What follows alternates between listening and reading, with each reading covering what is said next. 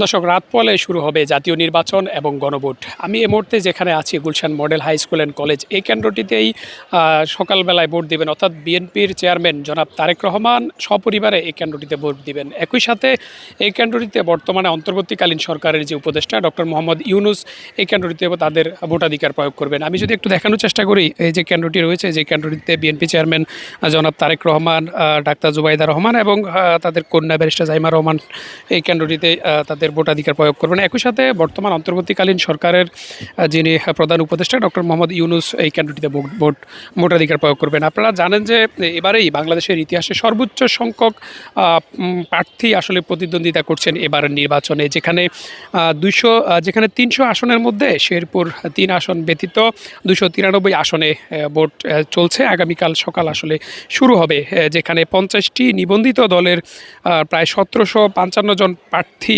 প্রতিদ্বন্দ্বিতা করছেন। একই সাথে স্বতন্ত্র প্রার্থী মিলিয়ে আকিস সিমেন্টে তৈরি এ বাড়ি, সিমেন্টে লোহার শক্তি। আয়রন স্ল্যাগ সমৃদ্ধ আকিস সিমেন্ট, সিমেন্টে লোহার শক্তি।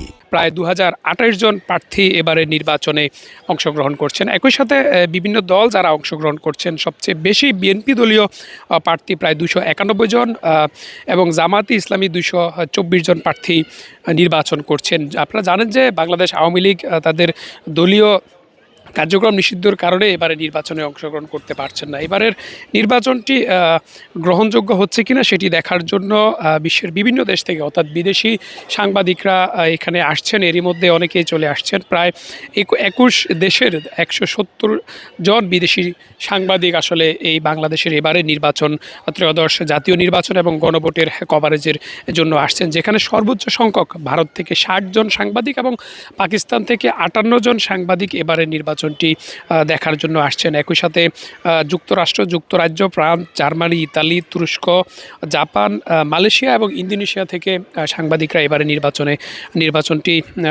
নির্বাচনের সংবাদ কভারেজের জন্য আসছেন এবং একই সাথে বিভিন্ন ইউরোপীয় ইউনিয়ন থেকে শুরু করে বিভিন্ন দেশের পর্যবেক্ষক এবং সাংবাদিক মিলিয়ে 542 জন সাংবাদিক তারা এবং পর্যবেক্ষক সহ তারা এবারে নির্বাচনটি দেখতে আসছেন। আপনারা জানেন যে এবারেই প্রথম, অর্থাৎ এবারেই সবচেয়ে বেশি প্রার্থী নির্বাচনে সবচেয়ে বেশি সংখ্যক প্রার্থী বাংলাদেশের ইতিহাসে এবারে নির্বাচনে প্রতিদ্বন্দ্বিতা করছেন, যেটি আসলে এক ধরনের রেকর্ড করছেন। জানেন যে ইতিপূর্বে 2024 সালে 7 জানুয়ারি যে নির্বাচনটি হয়েছিল, সেখানে বিএনপি সহ সমমনা দল যারা আছেন তারা তখনকার ভোটটি বর্জন করেন এবং তারপরে 2024 সালে জুলাই আন্দোলনের মাধ্যমে আওয়ামী সরকারের, ফ্যাসিস্ট সরকারের পতনের মধ্য দিয়ে যে নতুন বাংলাদেশ হয়েছে, সেই নতুন বাংলাদেশে, স্বাধীন বাংলাদেশে এবারেই যে ভোটটি হচ্ছেন, অর্থাৎ আগামীকাল রাত পলে যে নির্বাচন, ত্রয়োদশ জাতীয় সংসদ নির্বাচন এবং গণভোটের যে নির্বাচনের আয়োজন করা হয়েছে, সেটি আগামীকাল সকাল 8টা থেকে শুরু হবে। আপনি যেমনটি বলছিলেন, আমরা তো আসলে সঠিক সময়ে আমরা 2টার পরে এখানে নির্বাচনের যে আমাদের সামগ্রী সেগুলি নিয়ে আমরা এখানে পৌঁছেছি। আমাদের সহকারী প্রিজাইডিং, পোলিং সকলেই এখানে আছে এবং আমাদের প্রস্তুতি অনেক ভালো। আমরা আমাদের যে বুথগুলো আমরা রেডি করতেছি এবং এখানে এসে সামগ্রিকভাবে আমরা পর্যবেক্ষণ করেছি, তাতে আমাদের কোনো অসুবিধা হবে না বলে মনে করতেছি। এখানে সব ঠিকঠাক আছে। এখন পর্যন্ত আইন শৃঙ্খলা বাহিনীর সদস্যদের ব্যাপারে আপনাদের প্রস্তুতি বা প্রতিশ্রুতি কেমন আছে?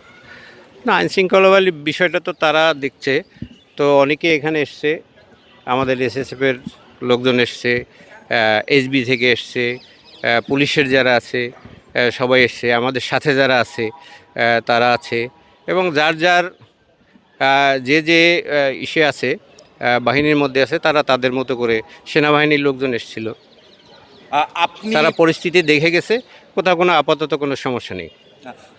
না, এখানে তো আসলে আমরা সবাইকে ভোটার হিসেবে দেখছি। প্রত্যেকে নাগরিক অধিকার প্রয়োগ করবে, ভোট দিবে। তো যেটা বললেন যে ভিআইপি লোকজন ভোট দিবে, তো তাদের নিয়ে নিরাপত্তার সিকিউরিটির বিষয়টা বিভিন্ন এজেন্সি তারাই দেখবে। তা আমরা আমাদের দায়িত্বটা পালন করব প্রিজাইডিং অফিসার হিসেবে। এখানে কি কোনো বাড়তি নিরাপত্তা ব্যবস্থা গ্রহণ করা হয়েছে কিনা? আমি প্রিজাইডিং অফিসার হিসেবে মনে করতেছি না প্রয়োজন আছে। তো যদি যারা মূল দায়িত্বে আছে ব্যবস্থাপনায়, নির্বাচন কমিশন রাষ্ট্র থেকে মনে করে, তারা এটা করবে বাড়তি নিরাপত্তা।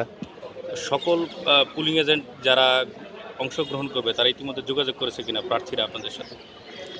প্রার্থীরা তো না, আমাদের সাথে প্রার্থীর পুলিং এজেন্ট যারা পোলিং এজেন্ট তো আর এখন যোগাযোগ করেনি কেউ। তারা যথাসময় আসলে আমরা নির্দিষ্ট সময়ে আমরা ভোট শুরু করব এবং এখানে কোনো ব্যত্যয় হবে না। আপনার নাম এবং পরিচয়টা একবার একটু বলে দিন। আমি ডক্টর গাজী মিজানুর রহমান, আমি এখানের প্রিজাইডিং অফিসার এবং আমার সাথে আরও 22 জন আছে।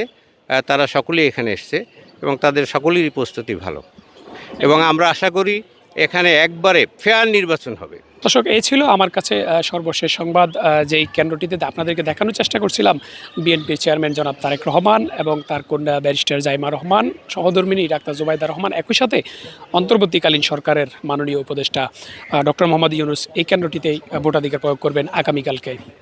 ফারুক মজুমদার, ৭১, ঢাকা।